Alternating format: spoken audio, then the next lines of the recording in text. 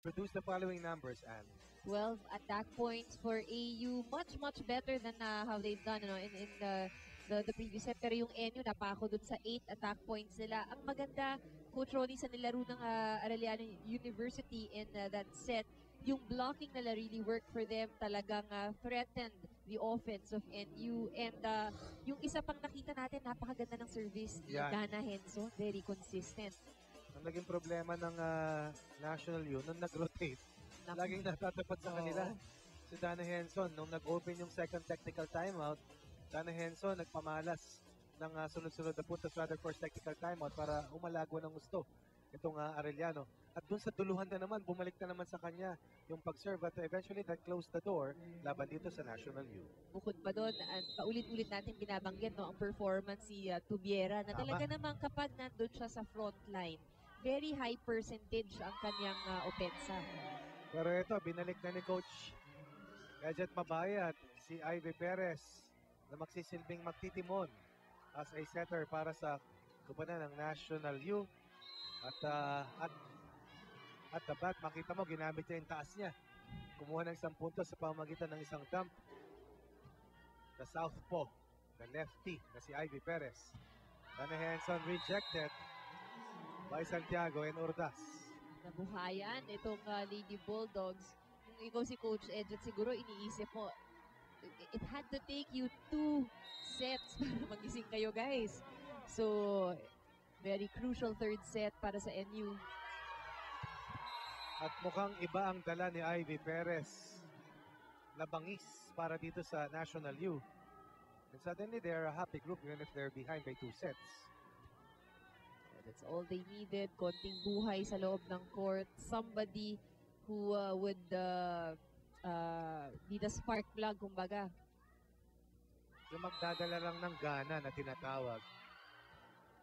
Legasyon trying to check on Dana Henson kung saan dumaustos yung huling pasa niya. Very quick start para dito sa National U. If it's Fun Family and Pizza, it's got to be Shakey's. Ivy Perez will get a service ace. 5 quick points for National U. Hihit agad si Coach Obet. Prado coming in for Dana Henson.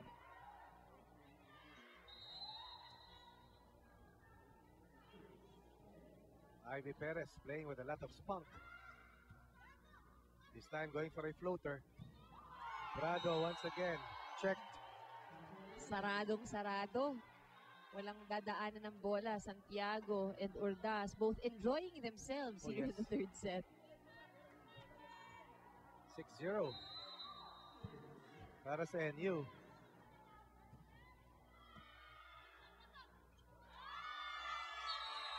Make that 7-0. Look at this. Everything going right para sa Lady Bulldogs.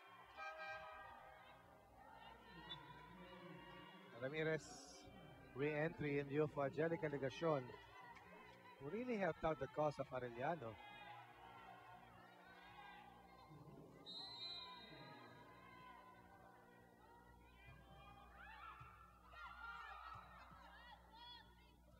Oops. Perez going to Paran. This time, pinawihan sila ni Prado.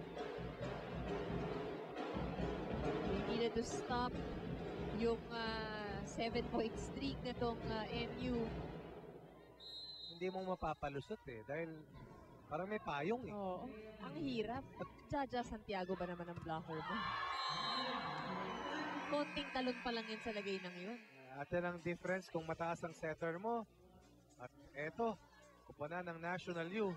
7-point lead first technical timeout. What changed para sa National U? Well, I think for one, minention natin to kanina, it's really the energy. They brought Perez in and nakita natin Perez had that spunk and she acted like she was in control. At buhay na buhay ang galaw ng NU. And let's get some insights from Miyaka dito po sa ating first set maya-maya po lamang as we take a look at Coach Obet Javier trying to remind itong Arellano that this still is a long way to go. Miyaka, some insights for us, please. Maraming salamat, Coach Ronnie. Alam niyo, kanina nakausap ko nga itong si Jaja and sabi niya sa akin, kung meron daw siya isa na-learn during sa international experience niya, yun yung pag-overcome ng intimidation. Sabi niya, alam naman natin na iisang sport lang yung nilalaro natin. Yung alam nila, alam din natin. Yan nga yung pinaalala niya sa kanyang mga teammates kanina. At sabi niya, kung kaya daw nilang ikayod yung pagbabalik nila noong first set, dapat na marunong silang kumayod pabalik dito sa third set. Sabi din niya na ibalik daw nila yung energy na meron sila nung start of the game at sisimulan daw nila yan by smiling inside the court. Balik sa inyo. Smiling inside the court. So that's important. That's what we've seen. Oo. Actually, dito pagbabalik ng third set, talaga namang they're smiling and celebrating all the points. And I think, Coach Ronnie, yung isa pang importante, nag-uusap-usap sila sa loob ngayon. Yung kagandahan pag magandang simula. Double block pierced by Paran. Ramirez to Aganon. Aganon scores against 2. Still a 6-point deficit para dito sa Arellano.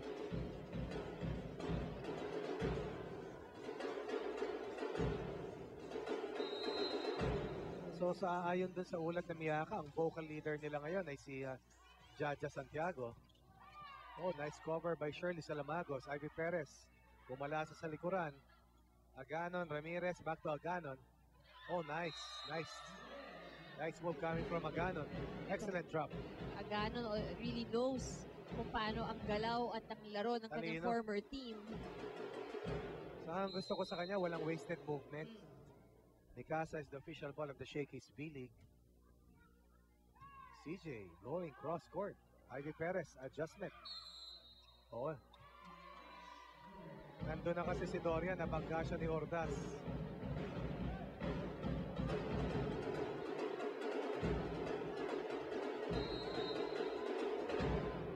Pero makikita mo na yung leaping ability ni Ordaz lumalabas na. Yes. No?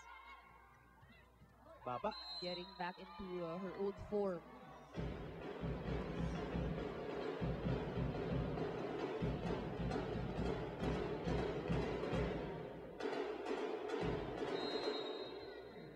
It was 8-1 in the first technical timeout. Now it's 8-5. Perez cross court para kay Ordaz. Cover by Tobiera. Perez. Paran. Check.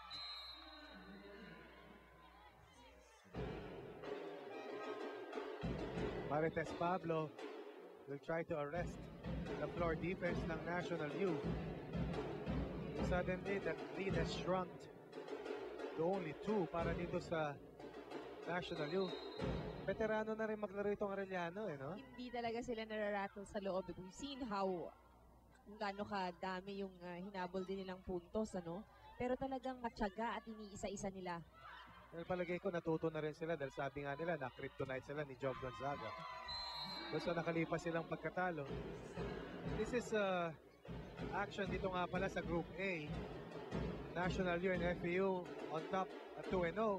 Arellano tied with UP at 1-1. Manalong Arellano rito, ibababa nila ang National U. They will be tied 2-1. Manalong National U, they will be at the top of the 8 with 3-0. Adjustment para dito sa ibanan ng National U, courtesy of Paran. Ang ganda naman ng peke doon ni Uy. Agano na na-miss it coming from Salamagos.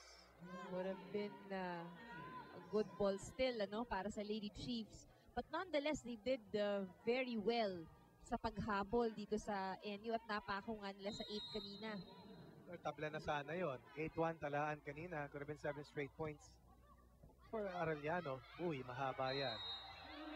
At pasok. Isa, pasok. One linesman, Pero sabi ng ating first referee, pasok.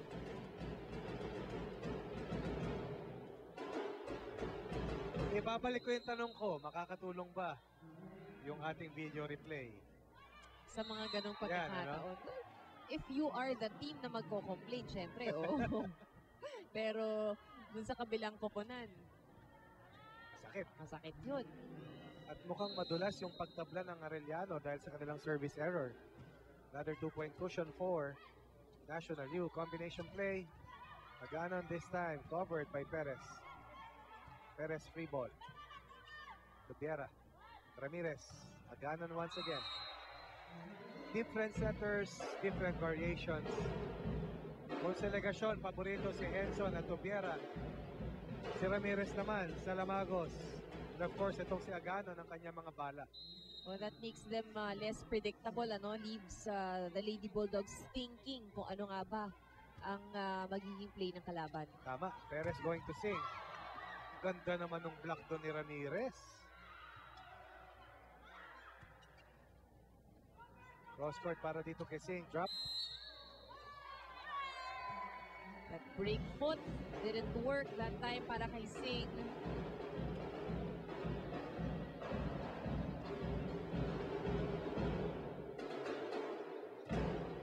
Down by 7 earlier at 8-1. Now it's a tied game here in the third set. This ultra fast LTE for a happy family with speeds up to 10 Mbps. Monthly internet for us was $9.99.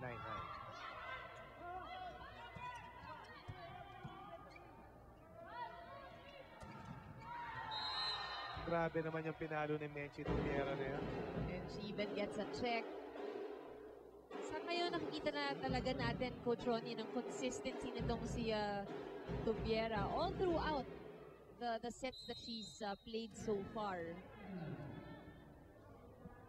Saka hindi flashy, no? Laro lang talaga. Nagbabasa kung saan niya gustong dalhin and she adjusts.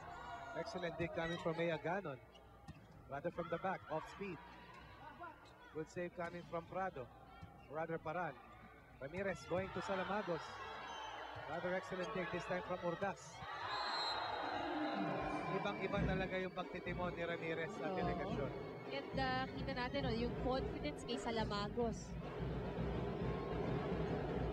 And this, Shirley Salamagos Ultra Fast Spike is brought to you by PLDT Home Ultra, the Ultra Fast LTE for a happy family. Hindi nakapuntos nung una, ibalik natin kay Salamagos. Sing with a drop. Ramirez going to Tubiera. Sing once again.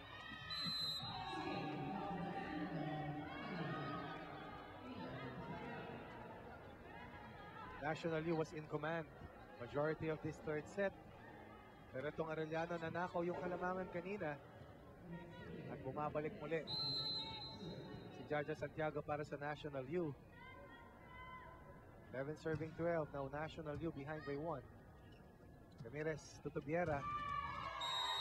Dahil sa bilis ng race nitong si Tubiera, talagang lumulusok doon sa loob ng blockers yung kanyang palo. Ang bilis ng reaction time niya, no? Mahirap kalaban sa pick yan. Sa Jack and Poy, no? Talo agad yung kalaban niya. Oo. O makakadalawang tira yan. Pero itong si Jaja, Ayan na. really using her height, towering over the blockers. Ngayon ko lang nakitang nanlead si CJ Rosario eh. Sa tangkat niya yun. Oo pag dinala mo sa NCAA yan eh. She looks down on everyone literally ah. Pero ito, This time around, pwede ba siyang tumingala? she's looking up. Sinagot ito Biera pero napatingin siya kay Galang. Dahil naka-side view siya ron sa huli niyang service reception. 30 all, third set. His fan family and pizza, it's got to be Shakey's. The efficient Jorel Sin serving. Ramirez to Tubiera. Tubiera gets a double block. Ivy Perez going to Santiago. That's a triple block. Perez with a dunk. Sing with a push para dito sa National U. Ramirez para kay CJ, ginawa ng paraan. Jaja. Good play para dito sa Lady Bulldogs. At dinadaan sa bilis at sa laki. Binabanggit natin, iba si Legasyon, iba si Ramirez. Pero lalong ibang-iba si Ivy Perez dito kay Ricat Yolan. Definitely. May konting height difference din. Ano? Itong si Perez. So, iba rin yung pag-release niya ng bola. Iba rin yung timing ng pag-abot kay Santiago.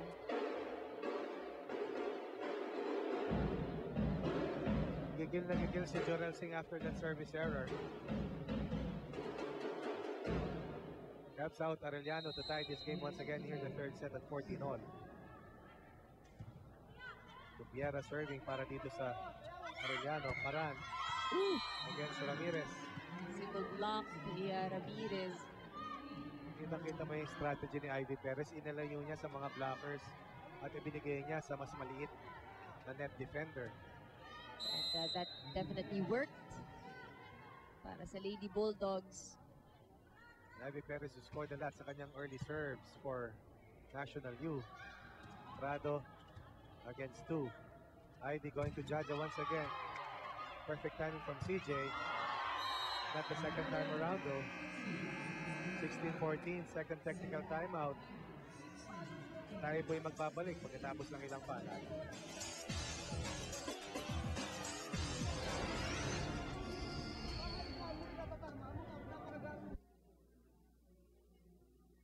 Abangan po bukas live dito pa rin sa GMA News TV, 12:45 PM.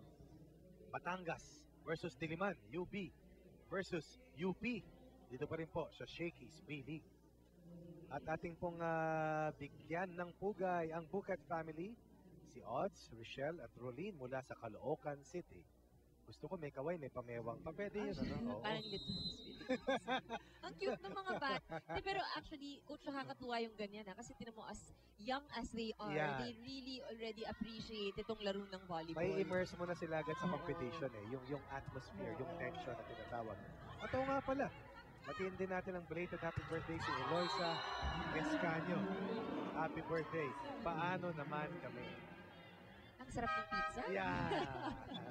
17-14 for National U. And nakikita natin dito, Ivy Perez and Jaja Santiago resurrecting the lifeline ng National U. Kung kanina, pumipintik-pintik ang pulso. Ngayon, steady na naman. Ang Bulldogs. Oops. Uy. Good break para sa Arellano. Sabi nila, buti na lang. Buti na lang, ano? Buti na lang. One more time. Si Coach Ejet Mabayad, napakakalmadong coach, ano? Despite the fact that they're down Oh. the first 2 sets.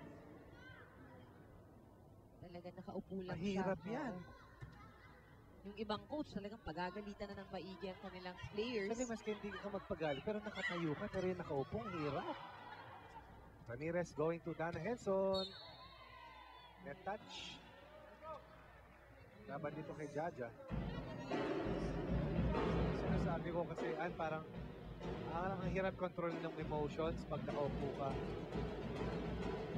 Minsan kasi mapapa-jerk ka eh. Oo. 15 serving 17, Ramirez. Para dito sa kupunan ng Arellano. Again, a violation for National Youth. At nahulog ang hikaw ni Jaja Santiago. Bilis ang reaction ni Jaja Santiago. Pero kaya sa ibang mga international tournaments din, Coach Ronnie, pinatatanggal kadalasan yung mga accessories. Anong tawag doon sa takip ng hikaw? Pakaw. Pakaw. Oo. Ang bilis sumagot ni Coach Mac eh. Oo. Kasi ang tatlong anak ko, puro babae. Nakikita ko yung mga hikaw pero wala yung sara. Tapos narinig ko yung mami nila sinasabing, anak, yung pakaw, akala ko tuloy matakaw. Kasi matatakaw. Ay, balik tayo sa live action dito sa Shakey's B-League. 17-16 para dito sa National U. Oops. Oh. Uy. Ay. Buhay pa rin yan. Ivy Perez going to Jaja. Henson scrambling. Uy. Ayan, hindi na ay. Kanina ay. Ngayon isang uy. Galing mag-Jaja. 18-16. National U still ahead by 2. Si Perez really made a difference here in Sobra. the third set. 30% ang kanyang efficiency. efficiency dito sa set na Grabe. ito. Taas yun. Jaja had problems with her serve earlier. Pero ngayon, Arellano scrambling. Binuhay ni Galang. Perez. Surdas. Cross court. Hirap ng check ball. Hindi na ibigay.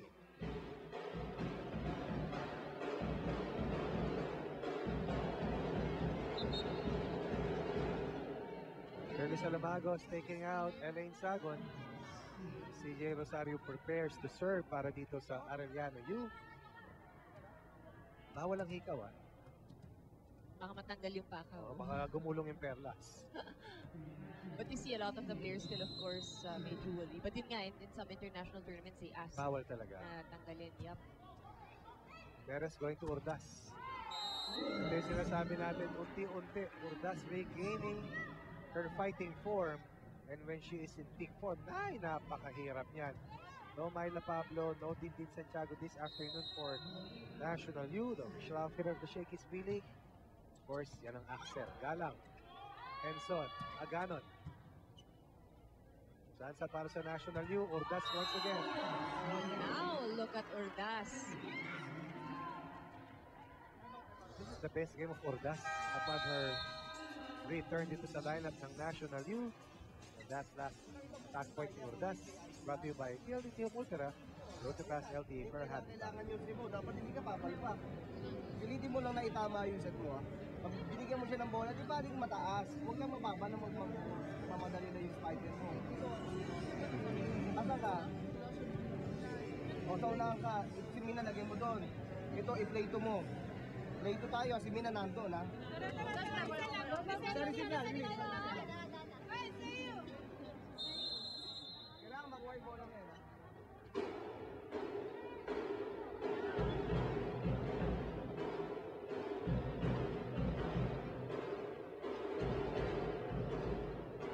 Back to live action still here sa ating first game ng ating triple header this very hot Saturday afternoon. Hindi malaman ng panahon at uulan, araw, pero ang alam ko lang panahon ng traffic. Ay, sobrang everywhere. Kaya yung mga tao nga, imbes na ma-stuck sa traffic, they just opt to watch Shakey's Punta na lang kayo V-League. dito, San Juan Arena. Phil Oil Flying V Arena. Ito po sa may pinaglabanan. Or some people would watch us live on TV. Pwede. Labas nyo na po yung mga chips at iced tea. Imbes na ma-stuck sila sa Ay. traffic. 21-17 earlier.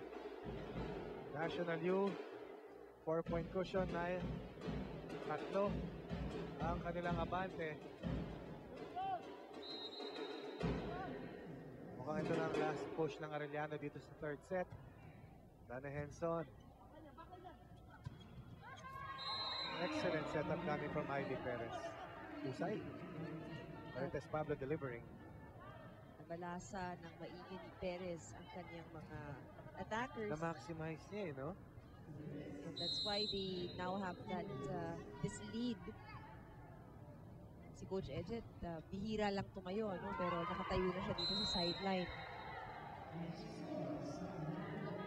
Naninigurado na Yes. maipanalo nila itong crucial third set. Sayang yung habol ng Arellano dahil 7-point hole early, down 8-1. Tapos nakalamang na sila. Ng dalawa, 13-11.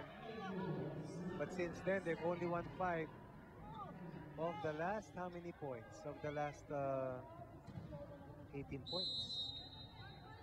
Ivy Perez once again making sure that her teammates are composed. Malaking bagay din na nabuhay muli si Jaja Santiago.